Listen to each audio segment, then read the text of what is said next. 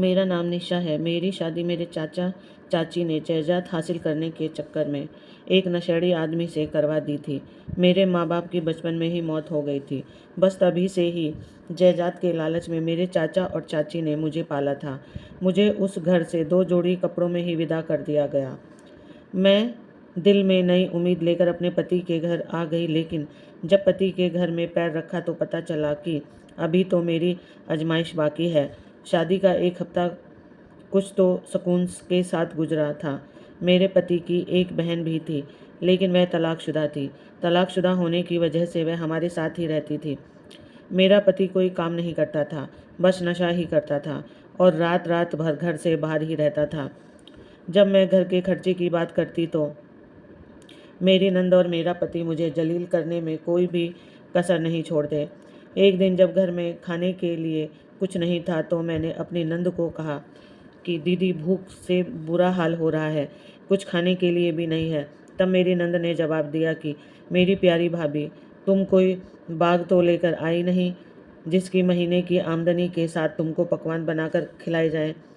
जब मैं भूख के साथ बेहाल हो गई तब मैंने अपनी पड़ोसन का दरवाज़ा खटखटाया। कुछ देर खटखटाने के बाद जब पड़ोसन ने दरवाज़ा खोला तो मुझे सामने देखकर वह हैरान हो गई, लेकिन मुझे बहुत शर्म आ रही थी कि मैं कैसे कहती और कैसे खाना मांगती। लेकिन वह शायद मेरा चेहरा देखकर ही भूख का अंदाज़ा लगा चुकी थी।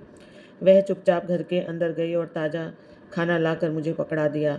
मैंने वह खाना पकड़ा और बड़ी बेताबी के साथ खाना खाते हुए घर आ गई, लेकिन घर के अंदर पैर रखते ही मुझे अंदाज़ा हो गया कि मैंने कितनी बड़ी गलती कर दी है। मेरा पति और मेरी नंद दरवाजे के आगे ही खड़े थे। जैसे ही मैं घर के अंदर दाखिल हुई तो मेरी नंद ने मुझे पकड़कर फर्श के ऊपर फेंक दिया। मैं दर्द के साथ बिलबिला उठी थी और ऊपर से मेरे पति ने मेरे ऊपर तमाचे और मुक्के की बारिश कर दी थी और इतनी पिटाई की कि मैं बेहोश हो गई।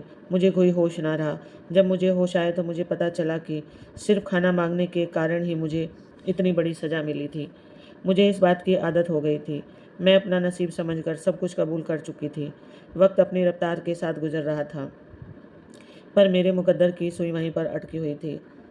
वही मारपीट और वही ताने। मुझे अपनी नंद और पति के कहने पर कोई फ़र्क नहीं पड़ता था। मैं एक दिन छत के ऊपर कपड़े सुखा रही थी और हमारा पड़ोसी छत पर ही खड़ा था। मुझे इस बात का ध्यान ना रहा, पर मेरी नंद ना जाने छत पर कैसे आ गई और ज़ोर ज़ोर से चीखें मारते हुए अपने भाई को छत पर के ऊपर बुला लिया और अचानक ही मेरे पति ने एक ज़ोरदार थप्पड़ मारकर मेरे होश उड़ा दिए। मेरी नंद कहने लगी, भाई, इस गंदगी को मारते क्यों हो? यह हमारे मारने से काबू में नहीं आएगी। यह पहले दिन से ही बद किरदार है। इसका हमारे पड़ोस के सभी लड़कों के साथ चक्कर चल रहा है, तभी तो यह लोग इसका तरस करते हैं। यह इनको बताती होगी कि मेरा पति और मेरी नंद मुझ पर जुल्म करते हैं। हमारी क्या इज्जत रहेगी इस मोहल्ले में? मेरी तो सांस ही रुक गई थी कि नंद क्या कह रही है। ऐसी कोई बात नहीं थी। ना जाने क्यों वह झूठ बोल रही थी।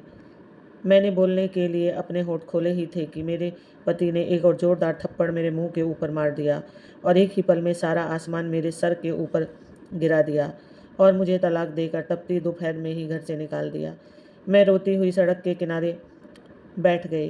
कुछ देर तक मैं वहीं बैठी रही, पर जब मुझे एहसास हुआ कि सामने मौजूद लोग मुझे अजीब अजीब नज़रों से देख रहे हैं तो मैं तुरंत वहाँ से उठकर खड़ी हो गई और तेज़ तेज़ कदम चलते हुए शाम तक अपने चाचा के घर पहुंच गई। यहाँ पर एक और माहौल मेरा इंतज़ार कर रहा था। चाची के मुंह में जो भी आया वह बोलती चली गई। मैं कोई भी जुर्म न करने के बावजूद भी चोरों की तरह सर झुकाकर खड़ी थी और सब कुछ सुनती रही। 2 दिन तक चाचा ने खाने के लिए मुझे कुछ भी न दिया। कहने को तो यह घर मेरे पिताजी का था, पर चाचा ने इस घर के दरवाजे मेरे लिए बंद कर दिए थे। चाची मुझसे नफरत करती थी। इस कारण चाचा को सारा कुछ पता होने के बावजूद भी उन्होंने मेरी शादी एक नशेड़ी के साथ कर दी थी।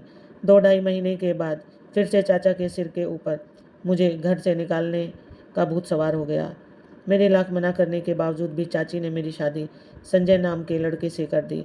विदाई के समय मेरी चाची गले लगाकर कहा कि अगर अपना मुंह काला करवा कर इस घर में दोबारा आई तो पैर रखने में तुम्हारे टुकड़े टुकड़े कर दूंगी। मैं खामोशी के साथ खून के आंसू पीती हुई संजय के घर आ गई।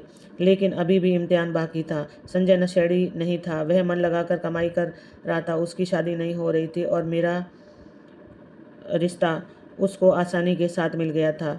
वह मुझसे 15 साल बड़ा था। वह मेरे किरदार और मेरे पहले तलाक के बारे में सब कुछ जानता था। इस कारण मुझे किसी के साथ बात करने की भी इजाज़त नहीं देता था। मुझको छत पर जाने की भी इजाज़त नहीं थी। पर मैं फिर भी खुश थी कि चलो यहाँ ज़िंदगी कुछ सुकून के साथ तो गुजरेगी। वक्त गुजरने के साथ मुझे अंदाज़ा हो गया था कि संजय ने मेरी सोच से भी ज़्यादा चालाक है। वह मुझे घर की चारदीवारी में सुकून के साथ नहीं रहने देता था।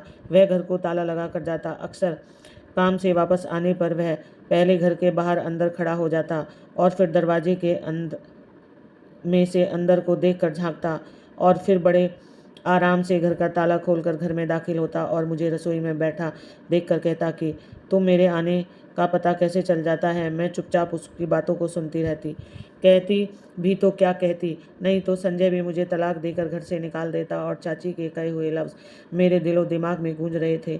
मैं कोई कदम नहीं उठा सकती थी। इसी कारण मैं चुप रहती। दिन ब दिन संजय का रवैया मेरे साथ बद से बदतर होता जा रहा था। एक दिन काम से वापसी के समय जब संजय घर आए तो मैं नहा रही थी। मुझे घर में न देख कर संजय पागल हुए जा रहे थे। मैं अचानक ही बाथरूम से निकली तो संजय ने मेरा गला पकड़ लिया और मेरी आंखों से आंसू आ गए। पर संजय को तरस नहीं आया। आखिरकार जब मैं बेहोश हो गई तब कहीं जाकर संजय ने मेरा गला छोड़ा। मैं बहुत ज़्यादा रो रही थी। संजय ने मेरे ऊपर इल्ज़ाम लगा दिया कि मैंने किसी गैर मर्द को घर में बुलाया होगा। वह मुझे गालियाँ निकालता हुआ घर से निकल गया। जब रात हुई तब संजय घर आए तो मुझे कहने लगे कि तुम एक बद किरदार औरत हो। इस कारण तुम्हारे पहले पति ने तुम्हें छोड़ दिया। अगर तुमने इस तरह की हरकत दोबारा की तो याद रखना मैं तुम्हें जान से मार दूंगा। संजय की बातों से लग रहा था कि वह जैसा कह रहा है वैसा कर गुजरेगा। मेरी रूह कांप रही थी। एक बार मैंने फिर से अपने न किए हुए गुनाह की सज़ा पाई। मैं इस बार अपना घर बर्बाद नहीं होने देना चाहती थी। इसी शक की वजह से एक दिन संजय मुझे जंजीरों के साथ बांध कर चले गए। उस दिन तो हद ही हो गई। उस दिन मेरे दिल से संजय के लिए बद्दुआ निकली कि वह एक्सीडेंट में मर जाए। लेकिन जब वह वापस आया तो मेरी तरफ देखकर मुझसे माफ़ी मांगने लगे कि अब सब कुछ ठीक हो गया है। अब वह मेरे साथ अच्छा सलूक करेंगे। लेकिन यह सब मेरा ख्याल ही था। रात को चाय पीते समय संजय का मूड बहुत ख़राब था। इस कारण मैंने उसको कहा कि मुझे आपके साथ एक बात करनी है। संजय ने एक नज़र मेरी तरफ घूम कर देखा और कहा, हाँ सुन रहा हूँ। फिर मैंने कहना शुरू किया कि देखो मैं बंद किरदार नहीं हूँ। आपको मेरे बारे में जो कुछ भी बताया गया है वह सब झूठ है। मैं अभी कुछ और कहती कि संजय की गरजदार आवाज़ ने मेरी जान निकाल दी। मैं किसी सहमे हुए हिरन की तरह संजय की ओर देख रही थी, जो कि मुझे अपनी लाल आंखों के साथ घूर रहे थे। संजय ने कहा कि मुझे कोई दिलचस्पी नहीं है तुम्हारी किसी भी सच को जानने में, पर मैं तुमको बता चुका हूँ कि मैं बेवफाई बर्दाश्त नहीं करूँगा। मुझे अपने पहले पति की तरह मत समझना। मैं तुम्हें अगली सांस भी नहीं लेने दूँगा। अब यहाँ से उठ जाओ, मुझे सोना है। मैं उठकर कमरे से बाहर आ गई। मेरा पति मेरा है, यह मैंने सोचा, लेकिन यह मेरा वहम था। उसकी नज़र में मैं उसकी सिर्फ एक गुलाम थी। मैं अपने मुंह पर हाथ रख कर अपनी सिसकियाँ दबा रही थी। ऐसा लगा जैसे कोई साया मेरे पास मौजूद था। वह मेरे और संजय के अलावा इस घर में और कोई भी मौजूद नहीं था। यह बात सोचकर मेरा दिल मुट्ठी में आ गया। मैंने डरते हुए अपने पीछे पलट कर देखा तो किसी को भी न पाकर मैंने सोचा कि यह मेरा वहम था। उसके बाद मैं सोने के लिए लेट गई और अपनी ज़िंदगी के बारे में सोचते हुए मुझे एहसास हुआ कि कौन ऐसी ज़िंदगी जीना चाहता है। अगली सुबह घर के काम को ख़त्म करके मैं बरामदे में बैठी थी कि तब संजय घर में दाखिल हुए और उसके हाथ में एक लिफाफा था। वह लिफाफा मुझे पकड़ा कर बोले कि मैं इसमें तुम्हारे लिए कुछ लेकर आया हूँ। मुझे तो अपने कानों पर यकीन नहीं हो रहा था। मैंने खुश होते हुए उस लिफाफे को पकड़ा और उसमें मौजूद एक लाल रंग का सूट और एक नई जूती और लाल रंग की चूड़ियाँ देखकर खुश हो गई। लेकिन वह मेरी खुशी एक पल भर की थी जब संजय ने मुझे कहा कि यह सब कुछ मेरी इजाज़त के बिना नहीं डालोगी। जब मैं कहूँगा तभी इसे तुम डालोगी। इसके बाद संजय चुपचाप कमरे में चले गए और मैं भी उसके पीछे चली गई। खाना खाते हुए मुझे उदास देखकर संजय ने कहा कि मुंह क्यों फुलाया हुआ है। कहा ना कि इस सूट को डालने का ख्याल अपने दिमाग से निकाल देना। सही वक्त आने पर बता दूंगा, तब तुम डाल लेना। लेकिन अगर तूने मेरी इजाज़त के बगैर ऐसी कोई हरकत की तो मैंने इस वक्त तुरंत बोल दिया, आप बेफिक्र रहें, ऐसा नहीं होगा और होना भी नहीं चाहिए। मैं चुपचाप बैठी थी, पर मेरा दिमाग इस बात पर अटक गया था कि इस सूट को डालने के लिए मुझे एक सही समय का इंतज़ार करना पड़ेगा। पहली बार पति से कोई तोहफ़ा मिला था, उसको भी बस अलमारी में सजा कर ही रख दिया था। मेरे चाचा और चाची ने तो मुड़कर मेरा कभी हाल तक नहीं पूछा। अब संजय ही मेरा इकलौता सहारा था। मुझे हर हाल में उसके साथ गुजारा करना था, पर मेरी भी एक ख्वाहिश थी कि उसको तो किसी चीज़ की फ़िक्र नहीं थी। यही सोचते सोचते मेरी आंखें लग गई और सुबह मेरी आंख खटखट की आवाज़ के साथ खुली। गौर करने पर पता चला कि संजय अलमारी में से कुछ निकाल रहे हैं। मैंने जल्दी से उठते हुए पूछा कि क्या ढूंढ रहे हो? मेरी बात को नज़रअंदाज करते हुए संजय बोले कि मैं काम के सिलसिले में जा रहा हूँ, रात को देर से लौटूंगा। यह बात कहकर संजय चले गए। घर के कामों को ख़त्म करके मैं भी लेट गई और न जाने कब मेरी आंख लग गई और कोई ज़ोर ज़ोर से दरवाजे पर दस्तक दे रहा था। मैं हड़बड़ा कर उठी। मैंने टाइम देखा तो उस वक्त 4 बज रहे थे। उस वक्त तो संजय नहीं आ सकते थे। मैं डर गई। एक बार फिर अचानक दरवाजे पर तेज दस्तक हुई। मैंने जल्दी के साथ अपना चेहरा दुपट्टे के साथ लपेट लिया और दरवाजे के अंदर से ही पूछा, कौन है? बाहर से आवाज़ आई कि भाभी, मैं पंकज हूँ, संजय का दोस्त। उसका एक्सीडेंट हो गया है। मैंने जब हादसे के बारे में सुना तो मैं तुरंत दरवाज़ा खोला और सामने एक मर्द खड़ा था, लेकिन मैंने उसे पहले कभी नहीं देखा था। संजय का ख्याल आते ही मैंने बेताबी से पूछा कि संजय कहाँ है? मेरी बात सुनकर उस आदमी ने अपना सिर झुका लिया और बोला कि भाभी, संजय इस दुनिया से चला गया है। हादसे में उसकी गाड़ी एक खाई में गिर गई। मैं खुली आंखों के साथ उस आदमी की शक्ल की तरफ देख रही थी जिसने मेरी दुनिया उजाड़ने की खबर मुझे सुनाई थी। मैंने हिम्मत की और सोचा कि हो सकता है कि यह संजय की कोई चाल हो। फिर मैंने उससे पूछा कि आपको यह सब कुछ कैसे पता चला? मेरी बात सुनकर वह कहने लगा कि भाभी, मैं और संजय आज शहर से बाहर काम के सिलसिले में जा रहे थे। मेरे पास मोटरसाइकिल थी और मेरे पास थोड़ा सामान था। इस कारण मैं सामान के साथ मोटरसाइकिल पर चला गया और संजय को गाड़ी में बिठा दिया, पर उसकी गाड़ी के साथ हादसा हो गया और कोई भी नहीं बच सका। उस वक्त अचानक मुझे चक्कर आ गया और मैं हालात से बेखबर बेहोश हो गई। लेकिन जब मुझे दोबारा होश आया तो मोहल्ले की कुछ औरतें मेरे पास मौजूद थीं। एक बुजुर्ग औरत ने मुझे गले लगाया और मुझे रोना आ गया और मैंने अपना सब्र छोड़ दिया। मैं इतना रोई कि मैं निढाल हो गई। किस्मत के इस जुल्म से मुझे सब्र नहीं आ रहा था। जब चाचा झूठा रोना रोते हुए मुझे गले लगा कर लिपट गए तो मेरी फूल सी बच्ची इतनी छोटी सी उम्र में ही विधवा हो गई। इसकी तो किस्मत ही खराब है। पहले तलाक का दब्बार और विधवा हो गई। मुझे उस वक्त अपना होश नहीं था। चाचा के रोने का क्या जवाब देती, मैं खामोश थी। जब चाची बोली कि मेरी बात ध्यान से सुन, कि संजय की कुछ रिश्तेदार बता रहे थे कि इसकी कुछ जायदाद भी है। अब तुम इस जायदाद की मालकिन बन गई हो तो खुश हो जाओ। इस पागल शकीन इंसान से तुम्हारी जान छूट गई है। अब तुम अपनी मर्जी की ज़िंदगी गुजार लेना और यह घर बेचकर मेरे पास आ जाना। यहाँ पर तुम अकेली कैसे रहोगी? मैं तुम्हारा ख्याल रखूंगी। मैं जानती थी कि चाची कभी भी मेरी सगी नहीं हो सकती। यहाँ मेरा सारा कुछ लुट गया था, लेकिन उनको तो बस दौलत और घर की पड़ी हुई थी। लेकिन अब मुझे अपने आप को मजबूत बनाना था और इसकी शुरुआत मुझे आज से नहीं बल्कि अभी से करनी थी। मैंने चाची को कहा कि आप फिक्र मत करो, मैं यहाँ अपने पति के घर में अकेली नहीं हूँ। उनकी यादें मेरे साथ हैं। मेरी ज़िंदगी गुजर जाएगी और आप प्रार्थना करें कि भगवान मुझे आपके घर पर कभी ना वापस भेजे। मेरा पति अगर जीवित था तो मेरे लिए बहुत अच्छा था। उम्मीद है कि आगे से आप मेरे मामले में किसी तरह की दखलंदाजी नहीं करोगी। चाची को शायद इस बात की उम्मीद नहीं थी कि इस कारण वह अपना टेढ़ा सा मुंह बनाकर वहाँ से चली गई। मुझे भी उनकी झूठी हमदर्दी की ज़रूरत नहीं थी। अब मैं थी और संजय का घर। एक दिन मेरा दिल चाहा कि मैं संजय का वह दिया हुआ सूट खोल कर देखूं। मैंने तड़पते हुए अलमारी में से वह लिफाफा निकाला जिसमें मेरे लिए संजय का पहला तोहफा था।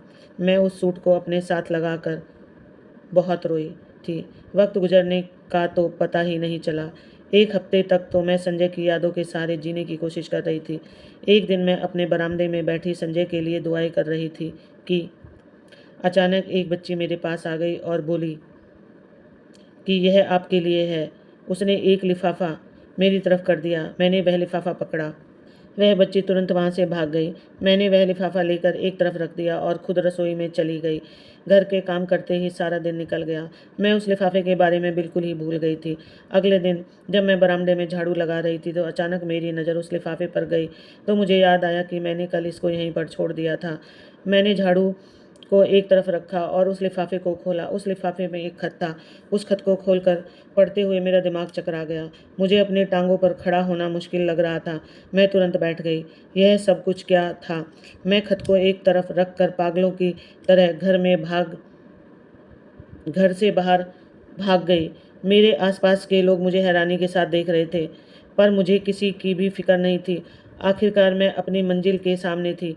मेरा दिल तेजी के साथ धड़क रहा था। मेरा पूरा शरीर कांप रहा था। मुझे अपनी आंखों पर यकीन नहीं आ रहा था। मेरी आंखें नम थीं और मैं अचानक भागती हुई संजय के सामने जाकर खड़ी हो गई। मेरी आंखों से लगातार आंसू निकल रहे थे। संजय ने मेरी आंखों से निकलते हुए आंसुओं को अपने हाथ से साफ किया और फिर कहने लगे, बस अब तुमने बहुत रो लिया, अब तुम चुप हो जाओ। उसके बाद संजय ने मेरा हाथ पकड़ा और हम एक गाड़ी में बैठ गए। मैंने कुछ बोलना चाहा, पर उसने पहले ही संजय बोल पड़े कि आज तुम चुप हो जाओ, मैं तुमको सब कुछ बता दूंगा। आज तुम्हारी सारी उलझन को भी सुलझा दूंगा।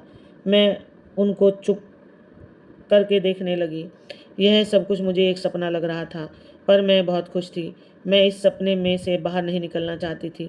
शायद बेचैनी की वजह के साथ आज सुकून की नींद आ गई थी। दोबारा संजय के जगाने पर मैं उठ गई थी और अपनी सवालिया नज़रों के साथ संजय को देखने लगी। तब अचानक ही संजय बोलने लगे कि मैं जानता हूँ कि तुम्हारे दिमाग में बहुत सारे सवाल हैं। बस अब से तुम ऐसा समझ लो कि अब हम एक दूसरे की दुनिया बन गए हैं। हम सभी दोगले रिश्तों को छोड़ देंगे।